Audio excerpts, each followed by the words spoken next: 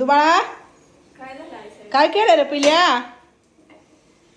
हा रव्याचं केलंय होय. ह्याच्यात रवा भिजू घातला होता हा आणि परत पनीर पण टाकलंय खिसून होय.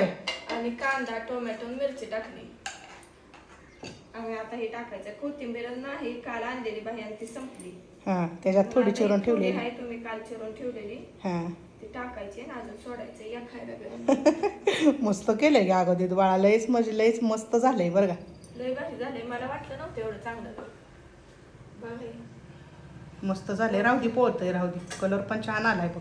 आणि कांदा टमाटर टाकलेलं मला का नाही लय आवडतंय बघ ते बाळा. म्हणूनच मी टाकलंय, मला जास्त आवडत.